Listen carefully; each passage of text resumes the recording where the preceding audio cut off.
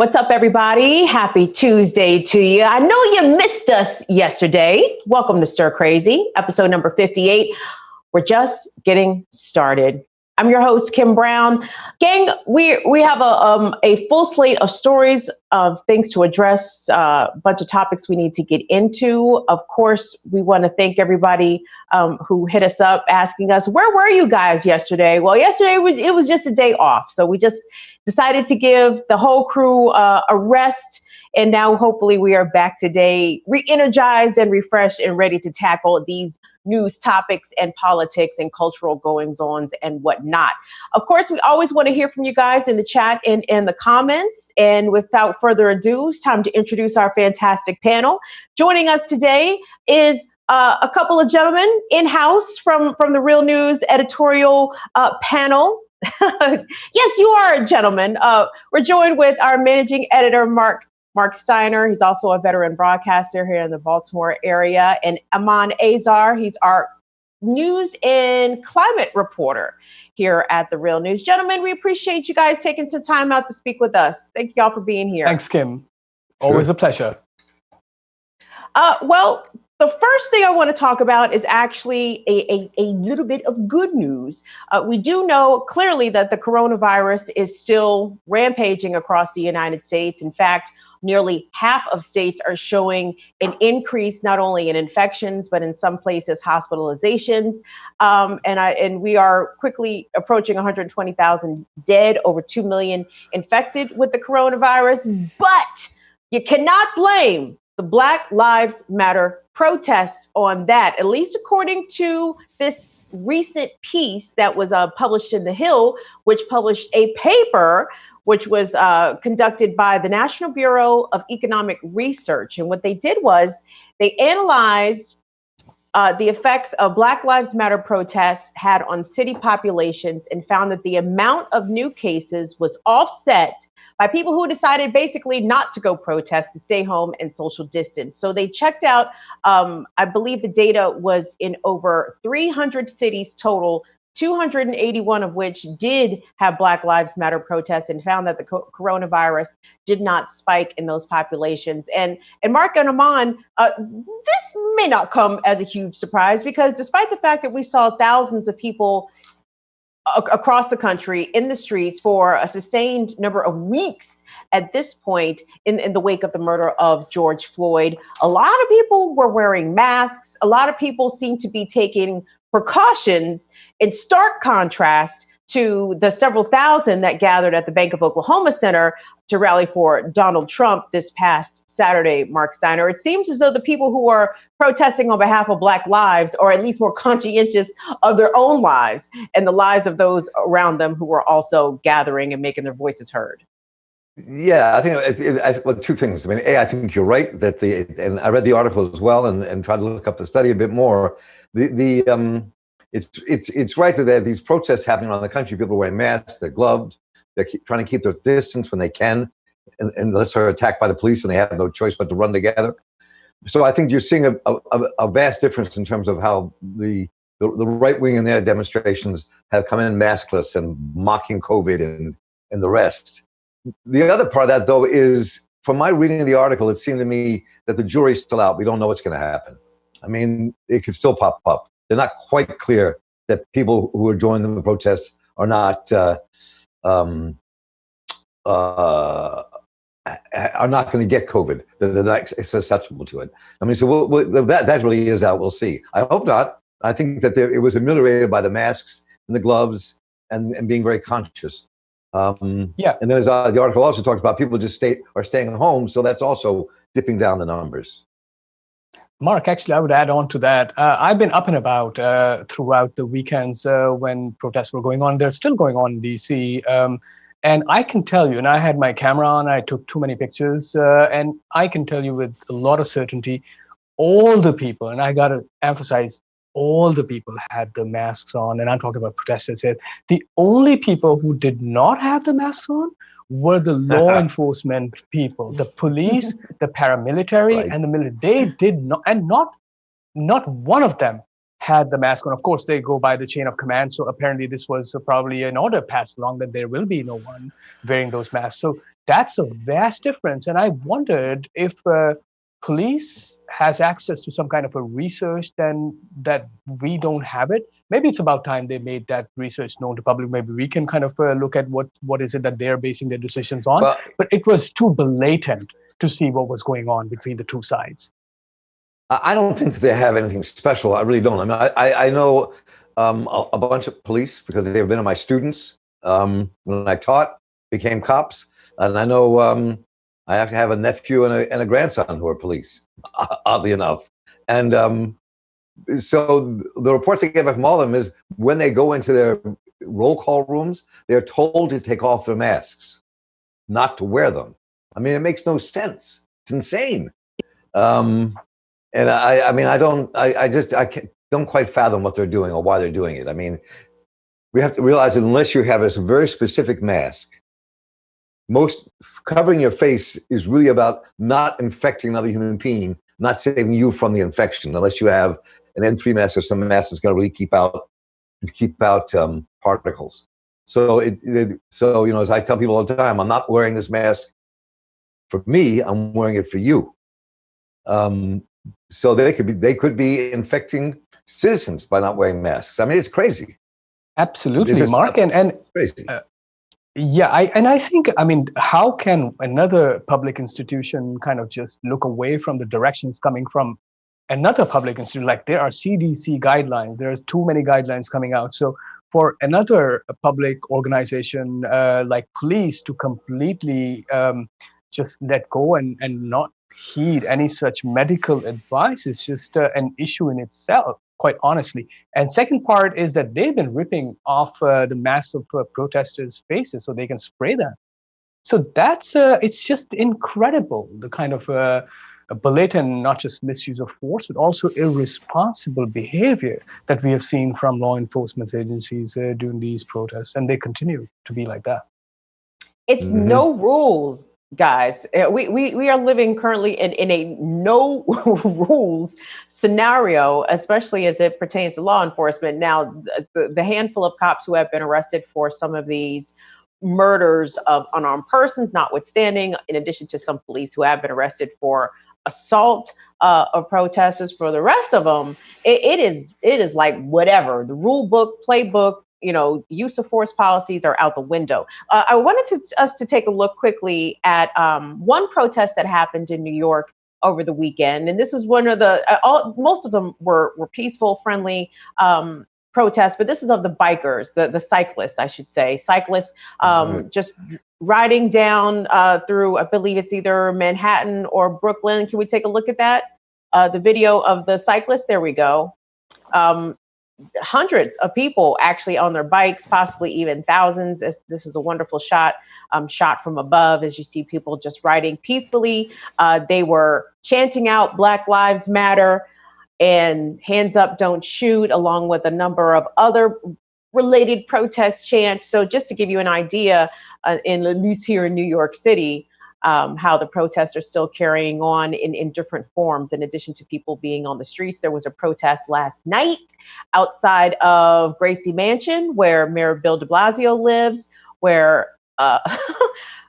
drivers were lined up for many blocks, just honking their horns, furious about the ongoing fireworks that are happening not only in New York, but a lot of cities across the country. Are the fireworks happening where you live? Let us know in the chat and in the comments. I'm curious. I live in Prince George's County, Maryland. I am hearing fireworks pretty regularly. Mark, I asked you, you said you live in the country. You're not hearing the fireworks. Aman, are you hearing the fireworks? Absolutely. It's annoyed the hell out of me. I'm telling you, not just that, also because it has such a terrible impact, not just on the neighborhood, but also on the animals, the pet animals. I mean, I've seen dogs, my friends who just who go, you know, completely out of their breath and they start trembling and they look for places to hide, and next day they are terrible, salivating. So I don't understand how could such kind of another irresponsible behavior can just happen without any check whatsoever.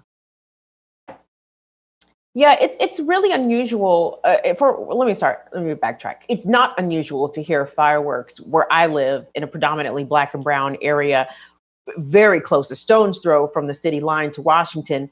But it is unusual to hear them 2 weeks out from Fourth of July, and unusual to Yeah. hear them at this rate and stretching so late into the night, into the early hours of the morning. That is very unusual. And if you go on social media, I'm seeing people from Baltimore, DC, New York, Chicago, everybody's talking about it. Dallas, Bay Area, everyone has complaints about these fireworks, and there's a lot of speculation. I'm not going to speculate until there's at least a little bit more definitive proof as to what it could be, but we hear, gang, we hear. But I wanted us to take a look actually at some of the protests that happened in Washington, D.C. And what I hope we've been able to put together is a compilation of a Washington, D.C. protesters' videos, her firsthand accounts of when protesters attempted to take down the statue of President Andrew Jackson and how they were met by law enforcement. Let's take a look at that.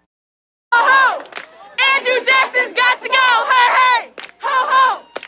Andrew Jackson's got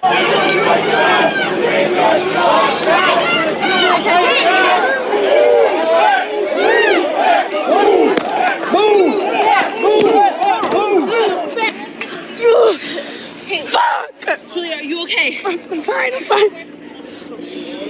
I'm good, I have saline, thank you. They fucking pepper sprayed us literally right in our... They threw my glasses on the floor and my mask. And they lifted it up and pepper sprayed me. They threw your glasses on the... Bro, the guy was going in between. They were hitting me with the baton, and then they were going in between the barricades and pepper spraying me. My entire body hurts. Here, okay. Are you okay, Julia? Oh my god, my whole face hurts. Shit!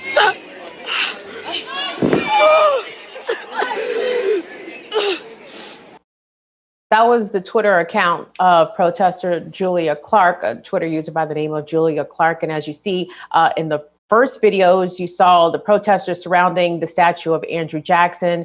Police move in to protect the statue, and then they start becoming forceful with protesters, pushing them back with their shields. And as you saw, Ms. Clark there struggling, gasping for breath. She said her face was burning.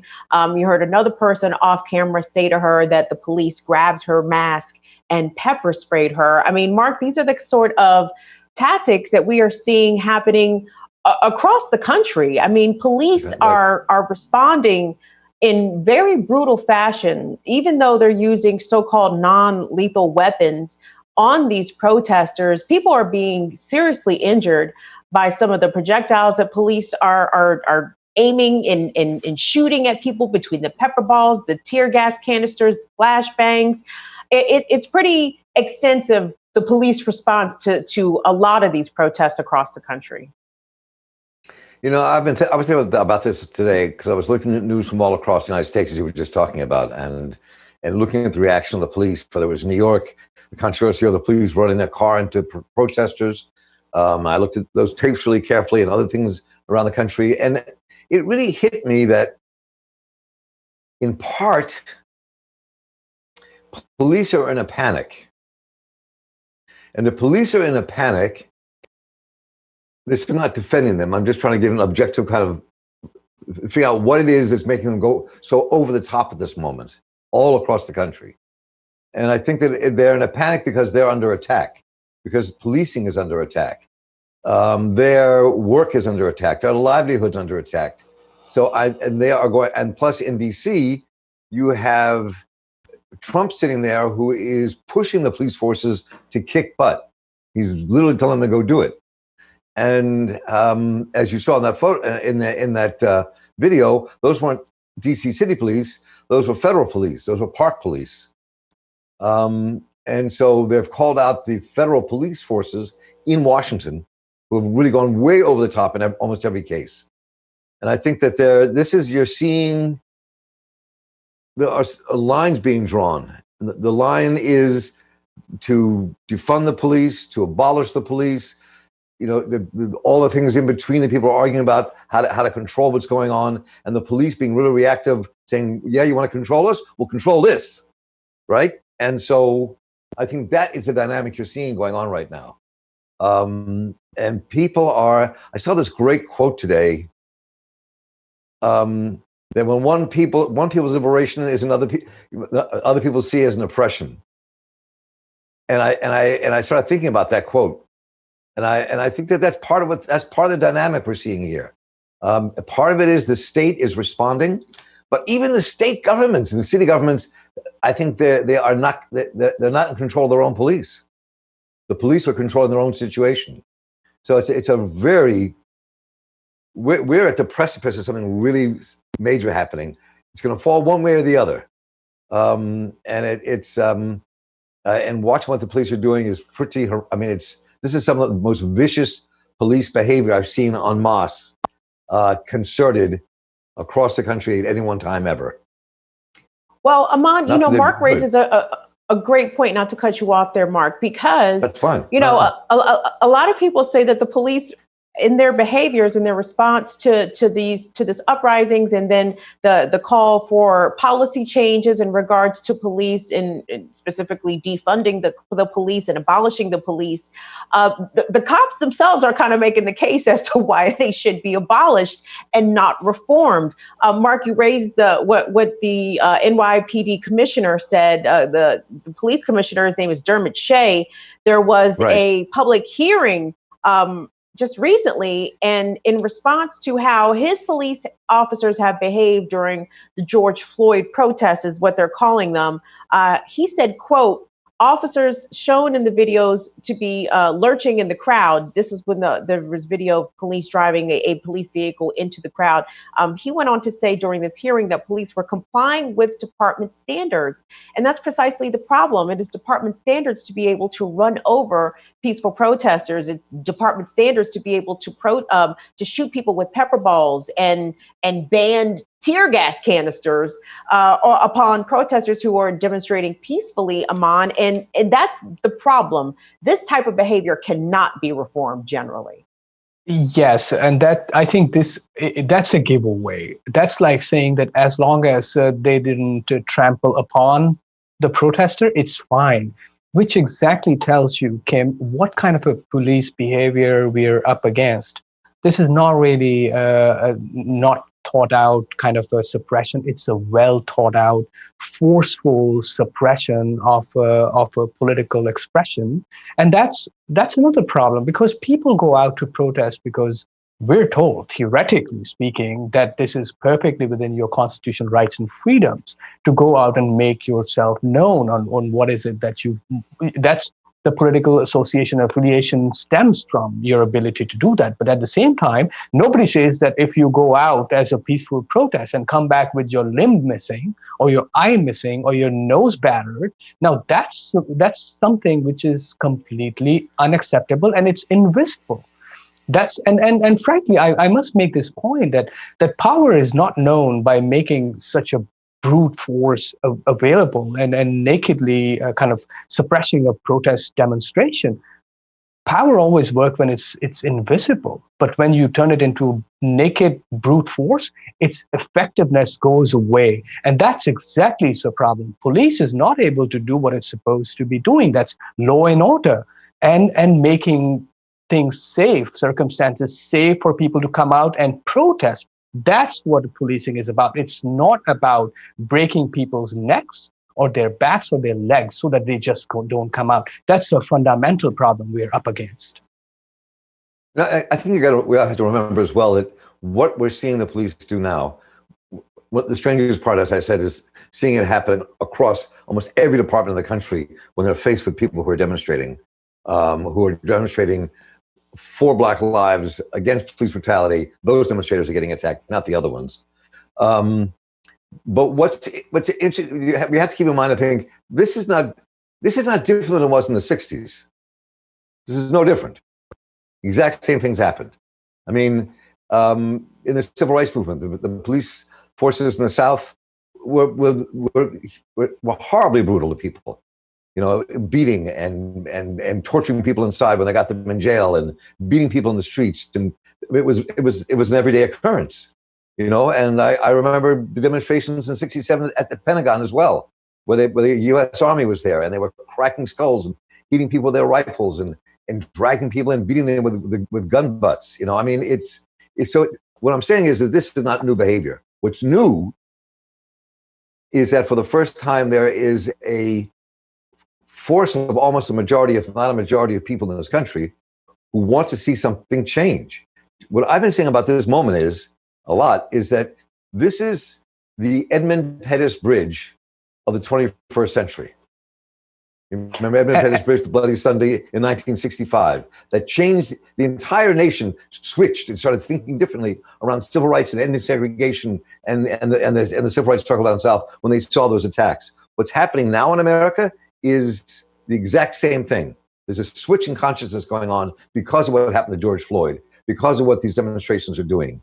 I think that's the difference here, which is, and to me, that is the root of the overt brutality you're seeing in the streets from the police.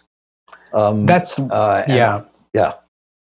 No, Mark, you're absolutely right. Might I also add that between the 60s and today, the fundamental difference also is that today we have like so many people watching the immediacy of technology. These events are not just happening in some isolated corner of the world. They are simultaneously, concurrently happening all over the world. So what happens in Washington, D.C. or Virginia actually simultaneously make ripples all over the world. And for that matter, as a harbinger of freedoms and constitutional freedoms and political culture, when you completely utterly disregard that the entire world is watching, that tells you something, that there's a lot of inward-looking attitude, and they just don't care. That's why I say the policing is ineffective, and it's not giving 2 cents or shit about how the people around the world are responding to what is happening to the democratic culture in the United States. And might I also add that the kind of reporting that I'm seeing coming out is also that the weapons which are being deployed to manage the protesters are just unbelievable. Even sonic weapons, from the reporting that has come out, are being used, which is long-range audible devices and LRADs, which if you fall into the line of that kind of a high decibel audio frequency, you have hearing loss, and this is what is happening to protesters. So this is just brutalizing a peaceful protest in the culture of democracy, which is fundamentally wrong. And this is completely 180 degrees from what the Constitution and the freedoms are guaranteed to people. This is just plain wrong. And in addition, go ahead. I'm sorry. I'll wait, Kim. Go ahead. No, well, I wanted to bring up something. Unfortunately, it was a pair of stories that I did not add to our show rundown, and I meant to, and I'm sorry that I did not do that. But the story that came out of New York over the past several days regarding the NYPD officers who initially claimed that they were poisoned by people working at Shake Shack, which turned out to be 100% false. But the New York Post, of all publications, did a pretty good synopsis of how the story grew legs amongst police unions and their spokespeople. So every time these representatives or these spokespeople of police organizations spoke out about this particular incident, it was manipulated in a different way, that somehow it was confirmed that yes, indeed, the officers were poisoned. They were supposedly vomiting, and there was an investigation launched. And then after the investigation was summarily concluded in a rather short time, and after videotapes from Shake Shack were pulled, and it was pretty clear that nothing had been manipulated with these officers' meal. In fact, they had placed their orders via the Shake Shack app. So there was no way for employees to know that it was even cops coming to pick up the food. So this ridiculous story about the cops being poisoned, although this is not the first kind of story of that nature. Several months ago, police claimed that Starbucks employees were writing pig on their coffee cup orders. Right. We saw another viral video of a female police officer who started crying on camera because she was so upset because her Egg McMuffin took longer than she expected, and she assumed that the people working behind the counter were manipulating her food in a weird way. It's that the police are centering themselves as the victims here, even in stories that are complete fiction that they are making up themselves, which makes their behavior even that much more scary, because when you look at who has been targeting officers, and there have been officers shot and killed throughout this uprising. The most notable one came out of California in the Bay Area, where an active duty member of the Air Force has allegedly shot and killed 2 police officers, critically injuring a third.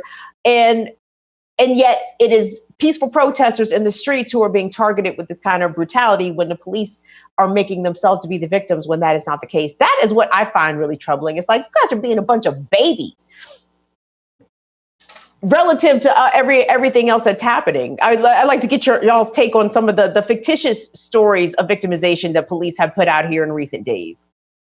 I mean, the piece, when you watch that press conference between the Attorney General of New York and the Chief of Police in New York City, and he was talking about how the police were surrounded, they were being attacked, so that's why they had to ram that car into the crowd.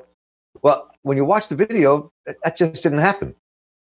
The crowd was behind. This is how the fiction's even there, even when it's in black and white, on the screen. It's protesters standing behind a barrier.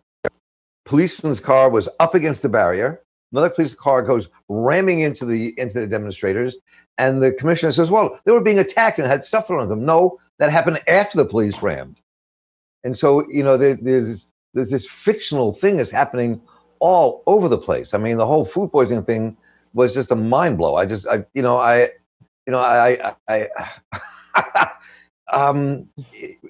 the question becomes, what is that war? Where does this war take us?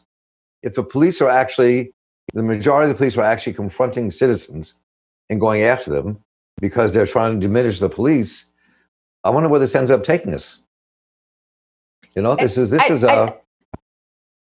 No, I think it takes us further to a point where the police have zero credibility, and they have zero credibility in the eyes of a lot of people, myself included, a lot of times. But Aman, for God's sakes, if they're lying about people messing with their food, or lying about the types of so-called attacks that they're encountering during these protests, when there's cameras rolling all the time, and what they are alleging could easily be proved or disproved, most times it's being disproved, you can't take anything that they say at face value, because they're a bunch of fucking lying liars.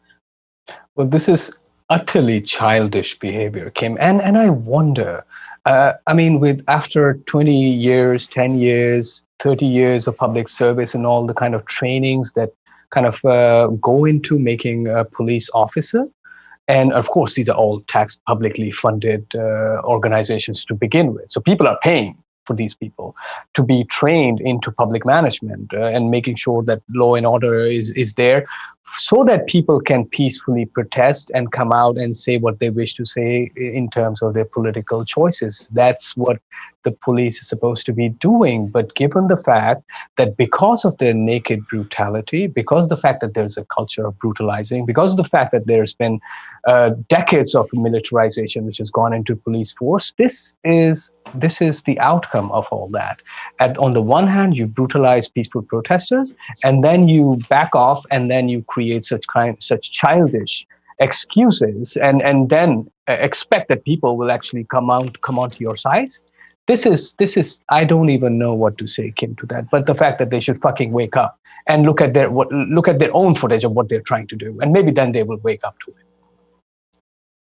Guys, I wanted to read some comments really quick. Thank you to everyone that is making comments in the chat. Red says police are also being indoctrinated during training to believe that they are under attack constantly from day one. Is that true? I don't know enough cops to ask them how they are trained. I just assume that most cops are not trained well. Good Work says police think that everything is about the police, and they project being brutal, but calling others brutal. Another comment. Is this Red from you again? Yes, from Red. Police are a wing of the U.S. military. They are an occupying force. The U.S. citizen is the enemy. That is that is exactly how I see all the protests being treated, as if they are the enemy, as if all this military equipment is here to be used on these lawful protesting citizens and undocumented people who are exercising their rights to do so. I mean, we are being treated as the enemy force here, and the police as the occupying force to restore law and order. It's scary as shit. I wanted to move on, guys, because there has been another young person. Actually, it doesn't really matter at this point what their age is, young, old. It really doesn't matter. But this person happens to be 18 years old. His name is Andres Guardado. This happened in Compton, California, where Andres was working as a security guard at an auto detail store. And there's some conflicting reports. The police are saying that he was armed. His store manager says that he was not armed. His family also says that he was unarmed.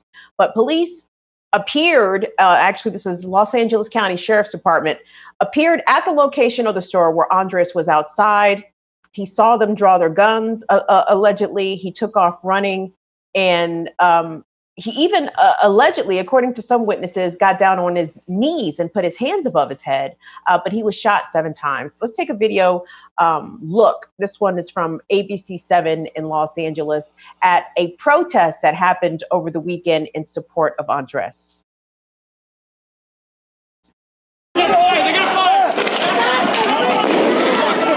Demonstrators face off with deputies in Compton as a peaceful protest takes a violent turn. They opened fire and they started throwing rubber shots at people. People were protesting peacefully. They decided to attack them and drop a bomb on them and also tear gas.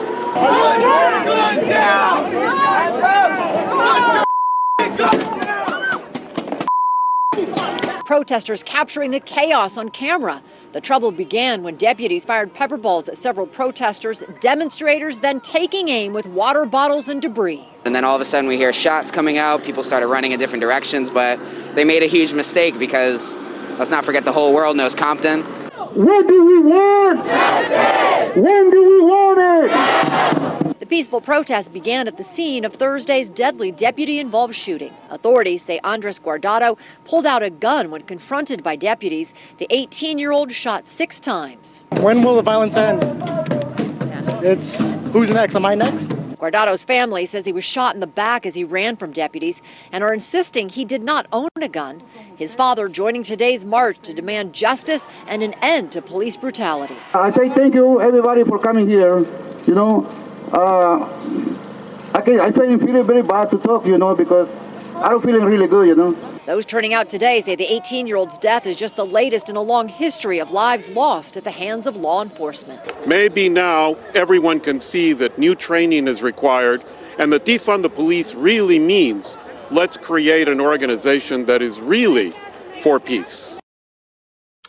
I wanted to take a look at a video from a citizen journalist in Los Angeles who spoke with the store manager where Andres was working nearby where he was shot, and listen to what the manager had to say from his observations, what he saw. Are the reports true that he had a gun too? That's what they're saying. I don't think so, man. I really don't think so, because in the year and a half that I've known him, I've never known him to be armed or anything. And he wasn't a gang member. He'd never even been so much as arrested, man. You know what I mean? He was the coolest kid. Say that again. I'm sorry. Can you just summarize what he was about? Give me a second. Yeah. Well, they're saying that they recovered a gun, but that's in the year and a half that I've known him. I've never known him to carry a gun. He's not a gang member, no criminal, history. He never even been arrested, you know. So for all this to be acted upon like this, like he's some kind of a criminal, is what he wasn't. You know, there's a lot of people behind him, man, and there's a lot of people that love him, cared about him, and I mean, you can see the people supporting him today, yesterday. I mean, that's evidence right there that, you know, he was well loved. He was a good person. Tell me what's going on there. Oh, this is where this is the first camera that they yanked off the wall, and actually they broke it off. And took it right off the wall. And they also got this, I don't know if you got that one over there. There was a camera over there where the wire is sticking out. They left that one because it wasn't that they needed the camera. They were just being malicious and covering themselves. You know, and then you've seen the one over there. So it's just, and they took DVR. So they took it? Yeah, they took it. And they got a warrant after they got it, but they took DVR. They got the warrant after? Yeah, after. Yeah, after. They illegally got into everything. Then they had the place locked down, and then they got the warrant, you know, to cover themselves. This whole thing has been covered. And actually, right after it happened, there was 10 sheriffs that approached the security guard at Gardena Market that thankfully was a good enough citizen to come to the address when he heard it happen, because it was wrong. 10 sheriffs, and that's not their jurisdiction, that's Gardena PD's jurisdiction. And 10 sheriffs came up and asked him if he heard the gunshots and where's 420. Look, they know where 420 is. They themselves, the sheriff's department, shot him. They all have radios. There's 3 people on scene. Why is 10 cops, sheriffs nonetheless, out of jurisdiction, rousting somebody 2.5, 3 miles away down on the boulevard when they know what happened? What do you mean? Did you hear the gunshots? Did you see a shooter? The police was a shooter. What do you mean? You know, they have walkie-talkies. There's 3 of them. You know, so I mean, it's just all the way around. Just no body cams. Fortunately, police had no body cams. Sheriffs, right? Yeah. So it's just everything is, the odds are just unfavorably stacked against us. You know what I'm saying? And it just seems like it's always stacked. It's always stacked in favor of the police. Always. You know? So that video was taken by El Dragon de LA. That's the Twitter account. Memo Torres, citizen journalist there on the scene in Compton, interviewing the store manager of the location where Andres Garado was working and where he was killed. Aman and Marc, you know, the cops say that he had a gun, that he was armed. People on the street and his family dispute this. And it kind of goes back to what we were just talking about. Like, the police have no credibility. We know, and it has been proven time and time again in situations such as these, that the cops will lie about the circumstances that led up to the shooting as the reason why they had to put 7 bullets in this young man's back. And I'm thinking about Laquan McDonald in Chicago, the teenage boy who was shot upwards of 15 times by police while walking away. Well, part of what happened after Mr. McDonald was shot and killed by Chicago police is that the cops went and snatched all the surveillance tape from surrounding businesses and concocted their own version of events, and which was definitely proven later on to be false and something that they made up. And as we saw there, at least according to the store manager, police came in and snatched all video evidence in advance of obtaining an actual warrant, Aman. You know, when we see these types of tactics used time and time again, the police are making their own case to get rid of them because they have fully violated the public trust, pretty much to no repair at this point.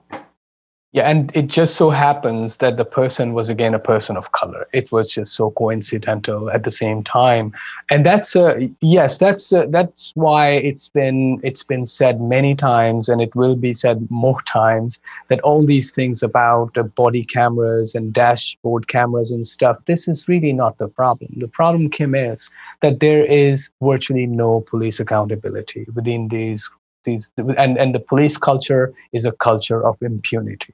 This is what they thrive, this is what they breathe, this is what they exercise, and this is what they demonstrate. This is really plain and simple. And that is exactly what we're seeing also being done to the political, the entire protests which are going on. So it's the same response, same brutalization of public expressions and against all the people of color and Black communities. That's what it boils down to. It's too much in the face. So I think the point really is, where do we go from here? But at least, I mean, I've lived in London, and I can tell you I thought that their policing systems was also bad, and they have their own set of problems, but at least they know and they exercise that the policing or the effectiveness of policing system stems from the engagement with the community and the public trust. That's what makes sure that the policing and the law and order is not just seen as something which is the job for the police to do, but this is something which all citizens share. And this is a culture which kind of takes care of things collaboratively. But here in the United States, what we are seeing is just naked force. And they know that if there was a problem tomorrow, they'll just pay people off, pay the families off as a hush money. And then they will continue to do what they're trained to do. So there's got to be some difference between public servants, which is what police is, they are public servants, and publicly funded killers. There has to be some difference. Marc, what's your reaction to what happened to this teenager in Los Angeles, and why in the world would anyone from Compton, from LA County, ever believe any accounting that the police would have to give in a situation such as this one? My first reaction when I saw it was that, and I have a tendency to personalize things sometimes, I know, but the kid looked like my oldest grandson. It was the first thing that hit me. And that could have been him in that store doing the same thing. And, you know, when you have a store owner saying that he was giving up, that he had his hands on his head, that he was kneeling on his knees and then shot, and then they take the cameras away and then come back and get the warrant after they've taken the cameras, after the fact, because they were terrified what might be on those cameras and what might be seen by people. I mean, this is, I think, the one thing that's happening at this moment is, going back to something I said much earlier, we're seeing an awakening. People are seeing it's real. For a long time, it was just a bunch of black folks, Latinos, Native people, poor people saying, the police are brutal, they beat me up, they throw me around, they smack me around, they shot my cousin, you know, and it was distant. But now it's right in people's face. And people are beginning to see that this is real and things that have to change. It's going to be more than cameras on dashboards. And this stuff happens all the time. I mean, again, I'm going to go back into history. I mean, I think growing up like where I grew up in Baltimore, there's a neighborhood called Garrison Liberty Heights and the Heights. And in my youth, I saw a cop get shot and killed. I saw a cop shoot and kill people on my corner. And that behavior by police has always been there. I mean, when I was, this is what I'm trying to say. This is nothing new. What we're seeing it is in broad daylight. What we're seeing it is in social media. So it's in everybody's face at the moment. So you can't turn away from it. You can't deny it's there. You can always deny it didn't happen. It can't be denied anymore. You know, I mean, I was 15 years old on the bus stop with my 4 friends. They were all black. One guy was getting the bus to go back to the east side. The cop comes up. This is, by the way, the same cop who I saw get killed 18 months later. This cop comes up, throws us all up against the wall, pats us down, didn't find any weapons on us. He was stupid because a couple of people did have some knives, but he didn't find them. But threw us up against the wall. Then he grabbed me by the collar and shoved the nightstick in my throat and said, "Jump." And I said, "What? The fuck? What?" He said, "Jump." I said, "Jump." So I jumped. Then he took his nightstick and pounded across my kneecaps and I hit the pavement. And then he kicked me in my stomach. And he looked at me and said, "I didn't tell you to come down." Police have been doing this shit forever. This is nothing new. What's new is that we're seeing it. What's new is there's a rising consciousness. What's new is you're seeing Black and Latino and white and Asian kids and young people and older people in the streets together saying no. That's what's new. Police being confronted with abolition, being confronted with being defunded, being confronted with changing what they do. That's what's new. So so you know, I think it's important to look at this police brutality and really deal with it like we're doing now, but it's also important to think about the movement that's been built that's forcing this to happen, that's pushing this envelope. And I think that it is the first time, I think, in all of history in this country that I can remember, en masse, where you're seeing the police being backed into a corner. We're seeing people take into their hands and saying, we're going to elect the people to change who you do and what you do. It happened right here where we broadcast from in Baltimore, with the election of Brandon Scott. So, I think that's the real story here. The real story is the people standing up, and the numbers of people in this country changing their minds about the police, changing their minds about racism in America. That to me is a fundamental change. And that sometimes it takes the heart of a struggle. It takes the brutality. It takes a fight to make that happen. And that's what we're watching. That's the real story here. There's a movement being built and change. Yeah, I'm sorry, go ahead.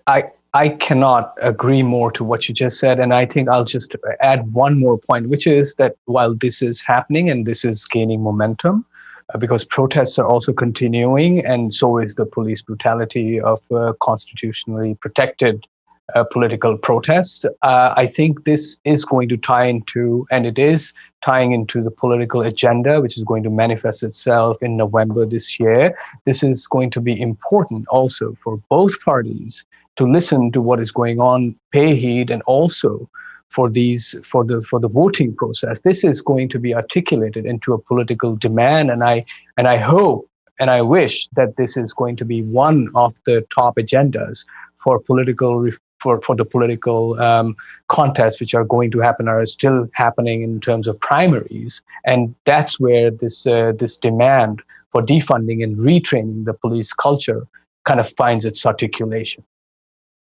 And that's interesting, Aman. But the problem is, I think that a lot of Democrats especially, and I'll even throw the Republicans in there, because I know that Tim Scott and the Senate GOP were working on some sort of plan for police accountability in the Senate. We definitely don't expect much there, but at least coming from the Democrats, I mean, the Democrats are making these reforms that have either been implemented already in either states or cities or municipalities, and they've also proven to be ineffective. For example, like a ban on chokeholds. Governor Cuomo of New York State recently signed such a ban into, law. And over the weekend, there was a cop caught on tape doing the chokehold. Now, this cop has been suspended without pay. And at least fortunately, there's some consequence. But at the same time, there's not always going to be cameras rolling. We cannot count on these police to police themselves. From the comments, though, we do have Steely Steve. Steely Steve says, we need a separate board to investigate cops with no former cops on it. I think that is valuable, but, citizen oversight boards or citizen review boards, but if they don't have any teeth, if they can't actually, pass down any punishments, I don't know how effective that is. Eagle Hawk Condor says, police can't police themselves, so we need multiple checks and balances with police forces.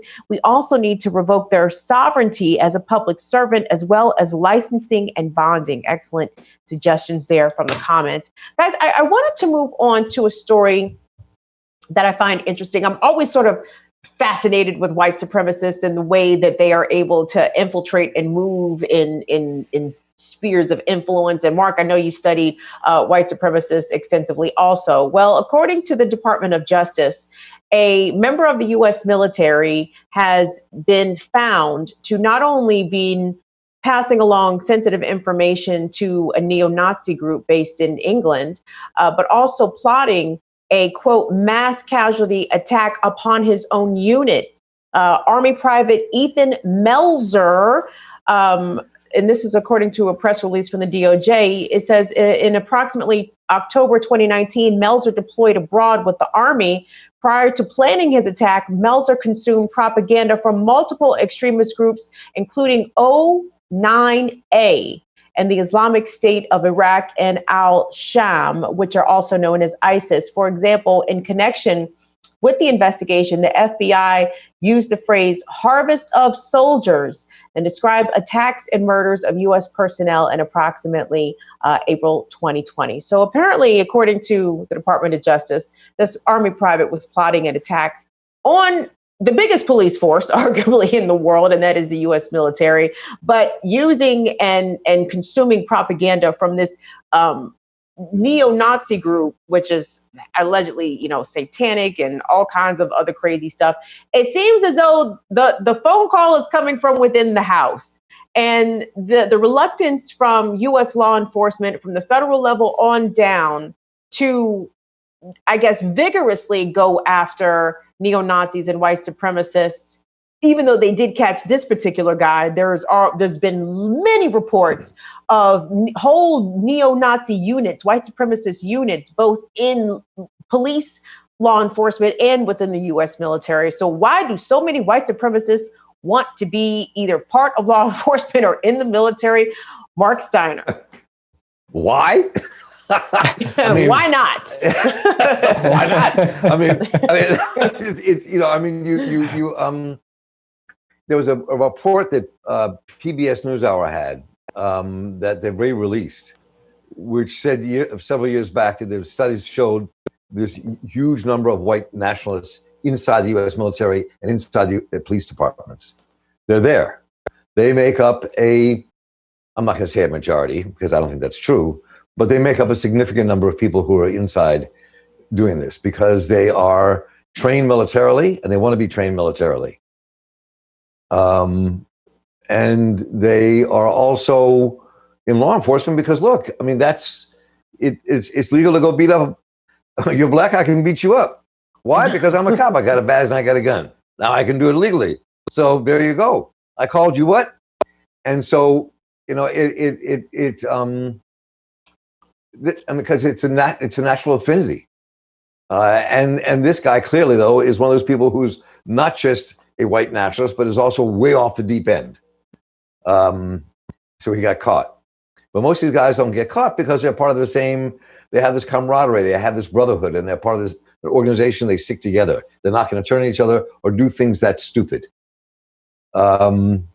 Well, hold on, Marc Steiner. I actually think I'm asking the question wrong. Maybe the question is not why would a white supremacist want to join the U.S. military or be part of the police?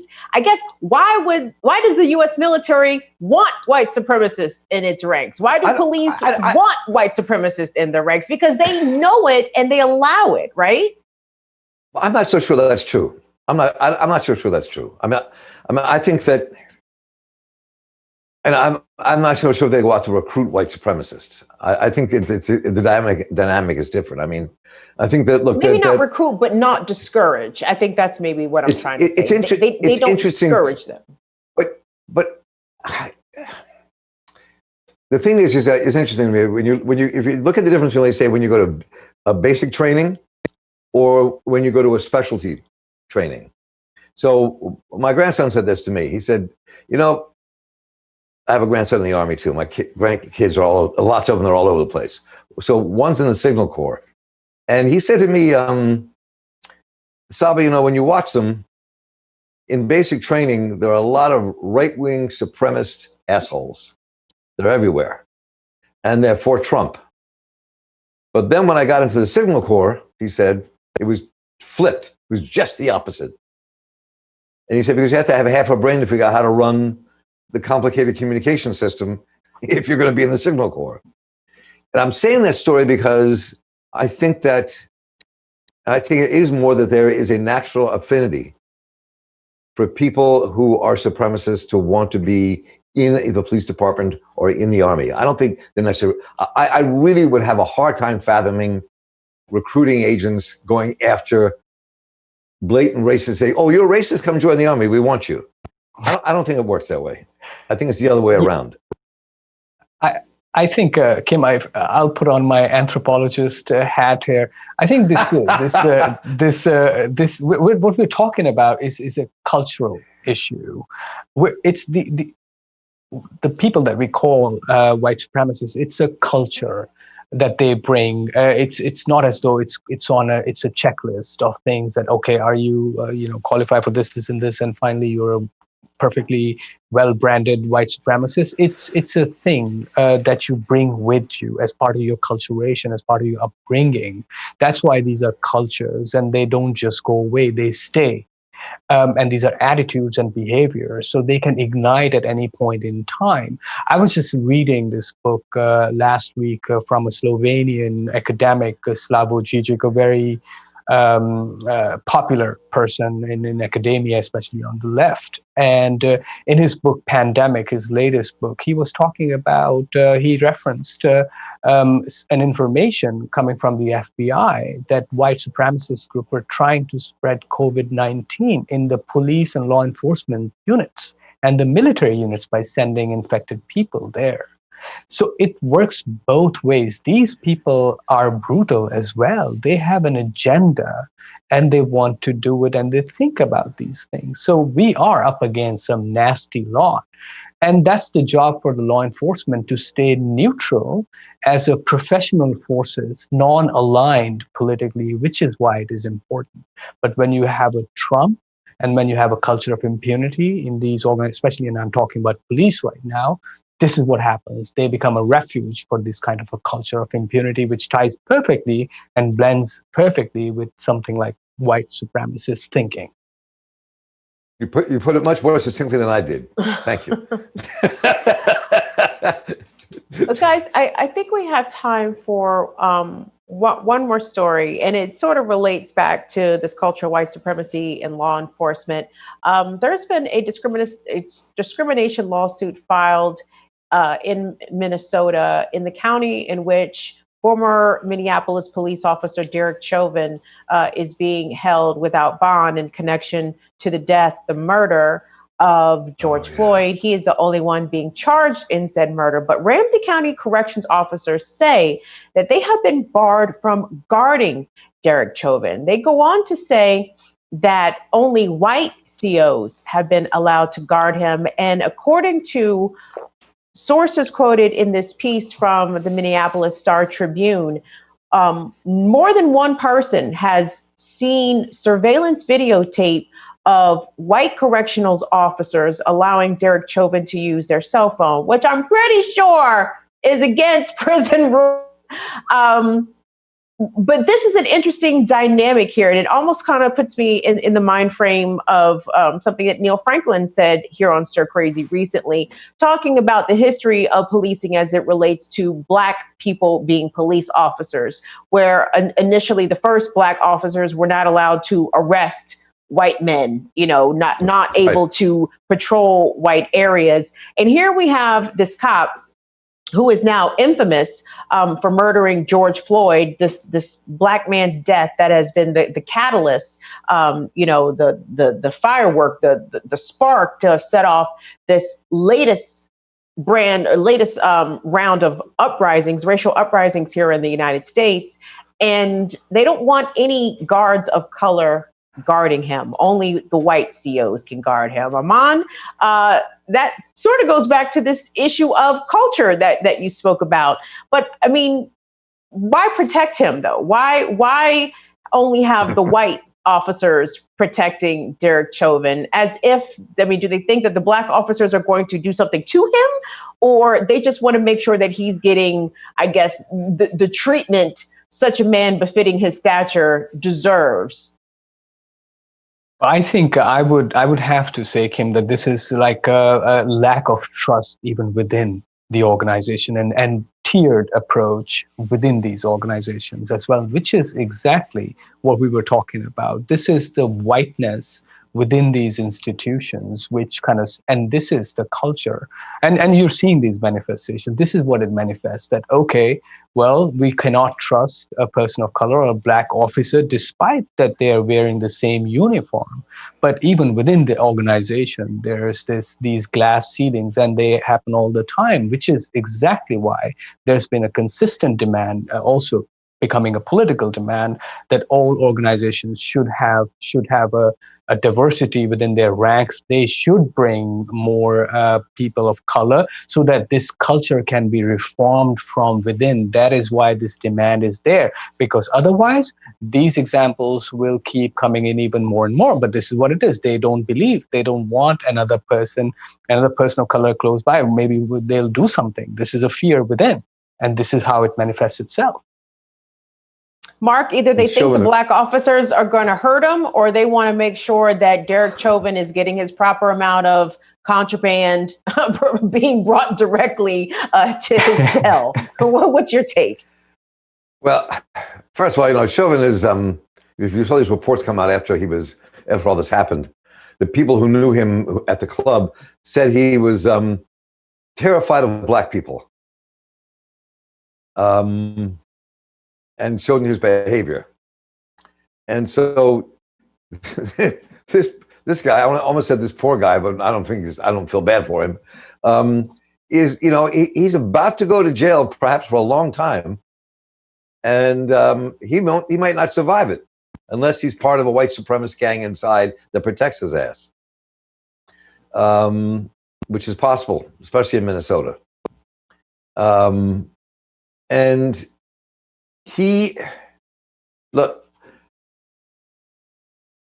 there are a lot of white prison guards, especially in more rural areas, but a lot of white prison guards who are really right-wing and racist.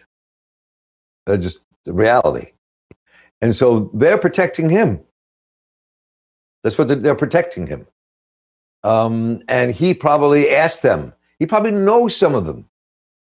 He probably said, make sure you keep those away from me. And I'm sure that's part of the dynamic here. They're protecting him so he doesn't get hurt. And I would not be surprised to find this relationship between him and some of those guards. I am not surprised by this at all. I mean, you can see it in prisons everywhere around the country, where this is how white prison guards react to Latino, Black, and Indigenous prisoners, and often do favors for the white prisoners to ensure that they are taken care of. It's a social dynamic that happens in lots of prisons, and this stepped up one because Chauvin is a cop. So I'm not at all surprised. I wouldn't be surprised if they are letting him use the cell phone, bringing him pizzas at night. I'm sure all that's very possible. They got to protect their own. I mean, you mentioned, racist prison gangs. I mean, the police cannot be excluded from being a racist gang, going back now 150 plus years, depending on where you are. As someone noted in the comments, police originated out of slave patrols. I mean, what did humans do for thousands of years? Right. But we managed as a race, as a human species, to evolve without police forces. And all of a sudden now, in the past few hundred years, they have become indispensable, which kind of sounds absurd. But guys, I have held you long enough. I shall set you free. I'd like to thank our panelists today, Marc Steiner and Aman Azhar, for stopping by and joining a fantastic discussion here on Stir Crazy. Appreciate you guys weighing in on everything. Thanks, Kim. It was fun. I enjoyed it. Yes. Good seeing you, both of you. Nice to see you too. I know we miss you guys. We all miss each other here at The Real News. We haven't seen each other in months. I know, we're a very social crew. We like each other. So it's really, distancing is weird. I actually truly haven't seen either one of you, I should say. That's right. That's true. Yes. We've actually not even formally met Aman. We have not in met. person. That'll change. Yes. Sure. I will have to order. Listen, wait till we get back home, right? Back on Holiday Street. There's an Indian spot. Oh, Aman, it's my favorite. Lumbini, I think it's what it's called. Oh, it's so good. Oh, they're the best. Oh, I mean. Sounds like it. Sounds like it. That's the doll soup. That's where the doll soup was I was telling you about. And they have great lamb. There's also korma. a Mexican spot just around the corner off of Baltimore Street. A new one. Really good. Yes, so everyone watching from around the world, next time you come to Baltimore, know that there is a lot of good quality food just waiting for you. But So, all right, guys, I'm going to let y'all go. Thank you all for watching. We will see y'all here again tomorrow for Stir Crazy. And you can always email us your thoughts, suggestions, critiques, criticisms, all that good stuff. stircrazy@therealnews.com. Y'all be sure to have a good rest of your evening. See you. Bye.